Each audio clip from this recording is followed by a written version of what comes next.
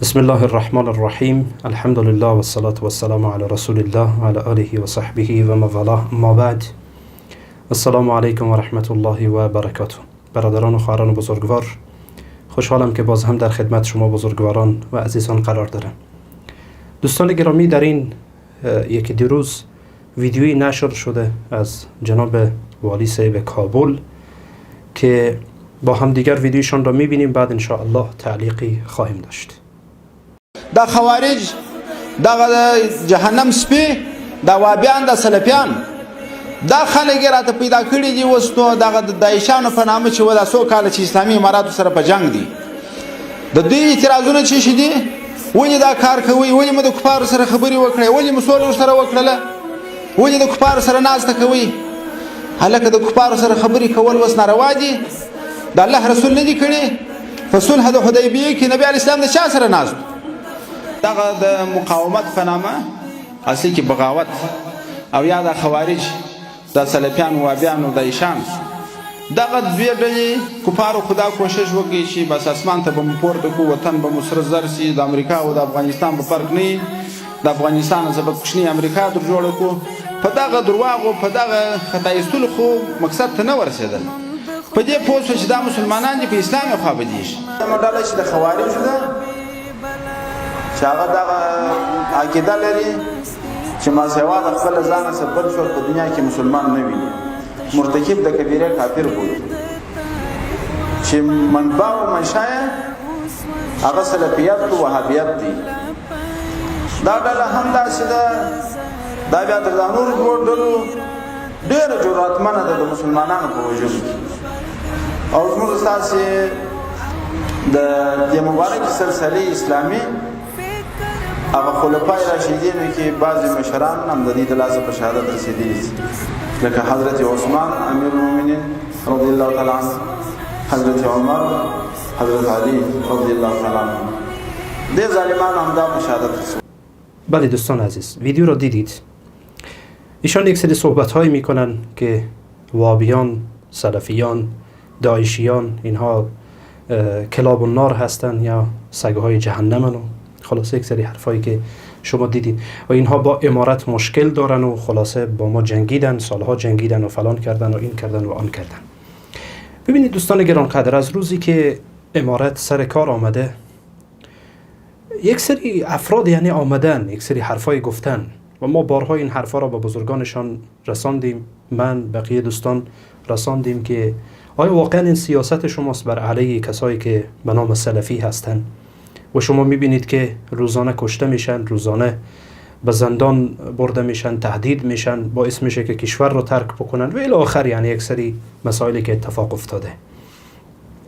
میگفتن نه این سیاست ما نیست. اما وقتی که کسی به عنوان یک مقام دولتی بیایه همچون حرفای بگه، واقعا جای تأمل داره، جای تأمل داره. من چند نکته رو میخوام در اینجا بیان بکنم.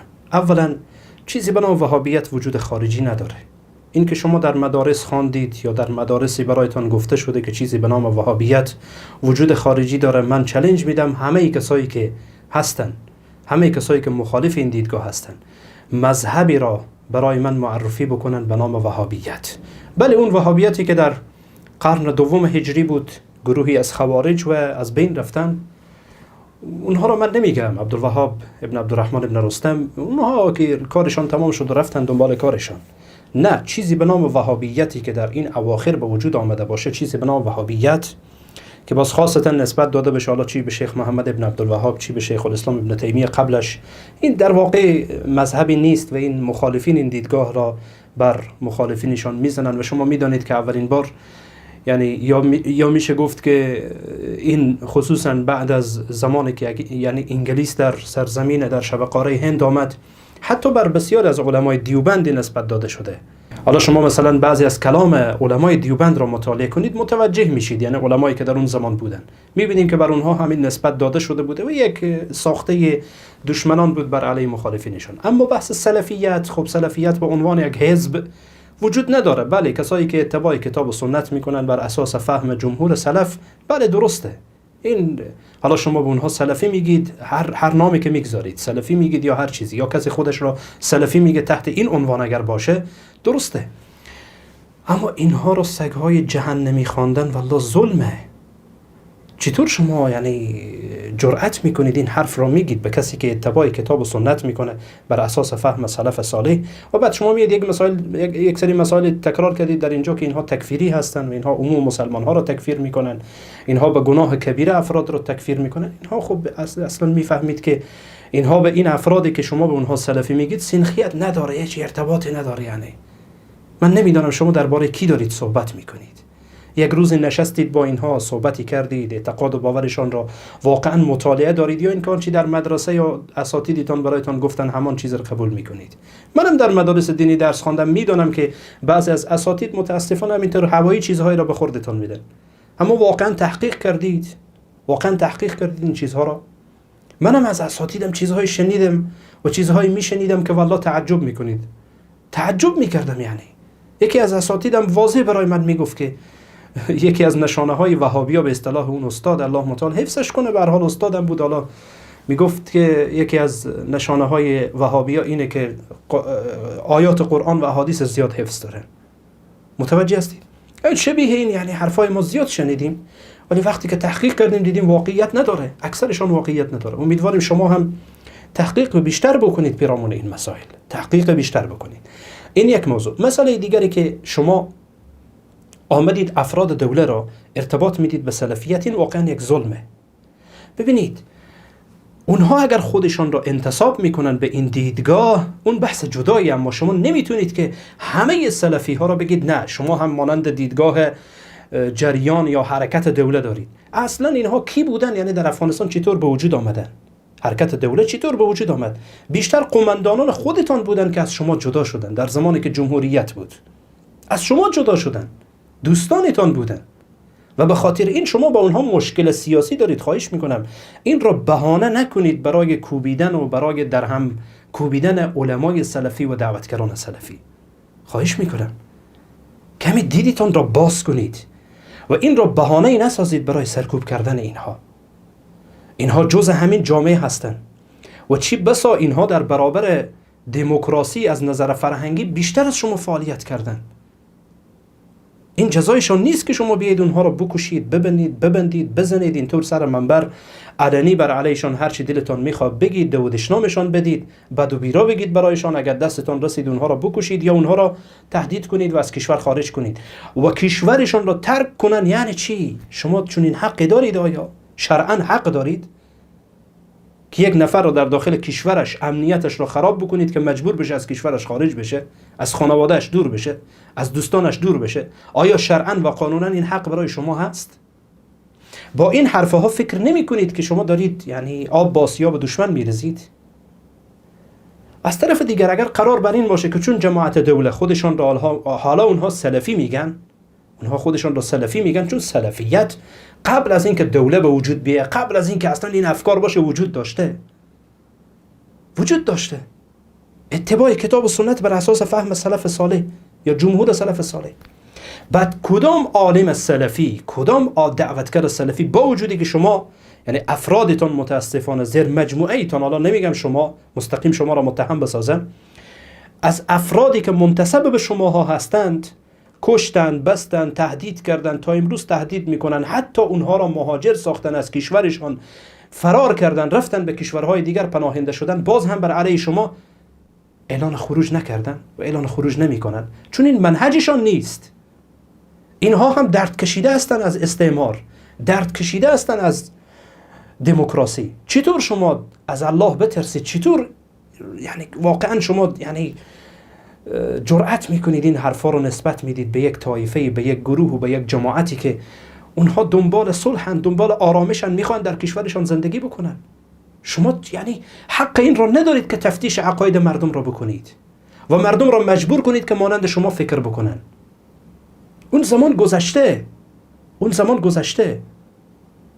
حق ندارید و شما چون این کاری کرده نمیتونید. بله بیایید مجال علمی و مجال مناظره و گفتگو را باز کنید، حالا رسانه ها دست شماست، بیارید از این طرفم بیارید از اون طرفم بیارید، مردانه بحث و گفتگو بکنن تا مردم بدونن که کی به طرف حق، کی به طرف باطله، یا حداقل بفهمن که کدام بهتره، حداقل شی بفهمن کدام بهتره.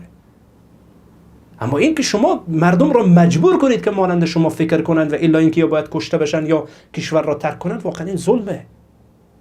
اگر قرار بر این باشه که چون جماعت دوله اینها خودشان را منتسب میکنند به سلفیت، پس بنابراین باید علما و دعوتگران سلفی سرکوب بشن، کشته بشن، تهدید بشن، از کشورشان اخراج بشن.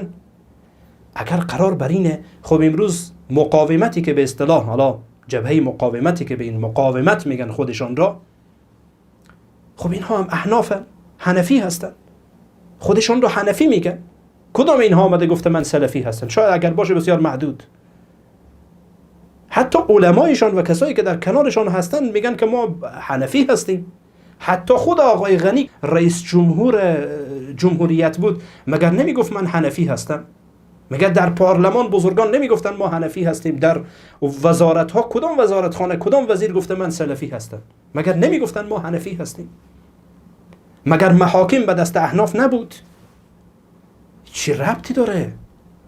چی ربطی داره؟ اگر قرار بر این باشه، خب یعنی هر جماعت و هر جریانی که شما مشکل سیاسی دارید چون فلانی، اینها چون مانند فلانی ها در بعضی از مسائل فکر میکنن، پس اینها هم مجرمن، بیاید اینها را بزنید و ببندید و بکشید و آنها را سگهای جهنم بگید. لا حول ولا قوة الا بالله. این حرفایتون خطرناکه. از یک طرف شما میگید اینها مسلمین را تکفیر میکنن، از طرف دیگه خودتون دارید وارد دایره تکفیر میشید و مردم را تکفیر میکنید و مردم را از دایره اسلام دارید خارج میکنید. یا مانند من فکر کن یا مسلمان نیستی، مگر شما همین دیدگاه را دارید یا ندارید؟ بگید که ندارید. از همین حرفا چونین برمیه یا نمیایه؟ خواهش میکنم من از بزرگان امارت به عنوان یک کسی که در این سرزمین زندگی کرده و کسی که حداقل سالها و سالهای ما هم از طرف همان جمهوریت اذیت شدیم، نکنید این کار را. چون با شما هم فکر نیستیم، حالا در مسائل فرعی، حتی غالبا مسائل فرعی است، غالبا مسائل فرعیه. و بعضی از مسائلی که هست اینها قابل حله، چون شما هم به قرآن باور دارید، به سنت پیامبر باور دارید، ما هم به کتاب خدا و سنت پیامبر باور داریم. اینها قابل حله.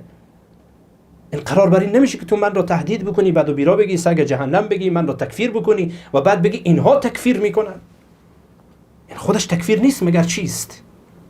من از بزرگان امارت خواهش میکنم، این سرزمین مال همه هست. اگر امروز آمریکا از این کشور خارج شده، اگر امروز جمهوریت سقوط کرده، تنها زحمات شما نبوده. این رو باید قبول بکنید.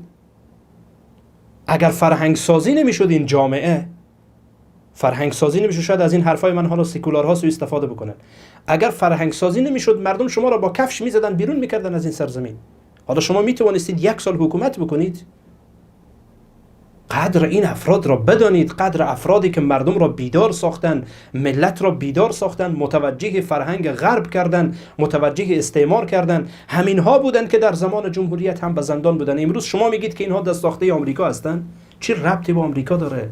چرا شما سیاست آخوندهای ایران را دارید بازی میکنید؟ هر کس که مخالفشان باشه، این نوکر آمریکاست، نوکر عربستان سعودی، نوکر اسرائیله.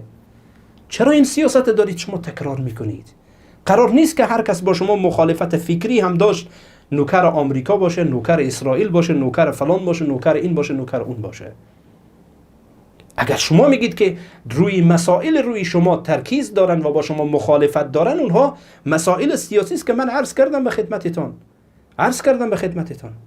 حتی بسیاری از اونها قومندانهای جدا شده خودتان بودن. شما بهتر از من این رو میدانید و بهتر از من این رو میفهمید. چرا دارید این دو قضیه رو با هم خلط میکنید؟ یک قضیه فکری، یک قضیه اختلافات فقهی و اختلافات فکری، اینها رو ارتباط میدید به مسائل سیاسی و بعد دلیلی پیدا میکنید تا اینکه دیگران رو سرکوب بکنید. الله المستعان. این کشور مال همه هست، همه به اینجا حق دارن. کاری نکنید که یعنی نام اسلام به این طریق بد بشه.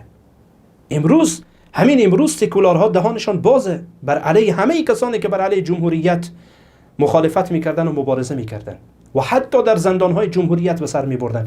امروز سکولارها بر علیه اونها زبانشان درازه. میدانید چی میگن؟ میگین اون اسلامی که شما میخواستید، همان نظام اسلامی که میخواستید همینه. امروز خودت آرام نداری، خودت فراری، خودت زیر تهدیدی، یا خیلی از شماها را کشتن. والله که این را میگن. چرا دشمن شاد میکنید مسلمانان را؟ چرا دشمن شادشان میکنید؟ والله که شما تنها مسلمانان در روی زمین نیستید. شما در هر گوشه دنیا برید، هر طوری که فکر میکنید فکر کنید. کسی با شما مگر شما به عنوان یک حنفی، به عنوان یک دیوبندی، یا به عنوان هر چیزی شما رفتید در کشورهای دیگر، مگر کسی برایتان گفت تو چرا دیوبندی هستی، تو چرا حنفی هستی، تو چرا اینطور نماز میخوانی، چرا اینطور نماز نمیخوانی؟ شما تنها مسلمانان روی زمین نیستید. مسلمانان دیگری در روی این زمین هستند. کمی افکار را باز کنید، اندیشه ها را باز کنید. خواهش میکنم.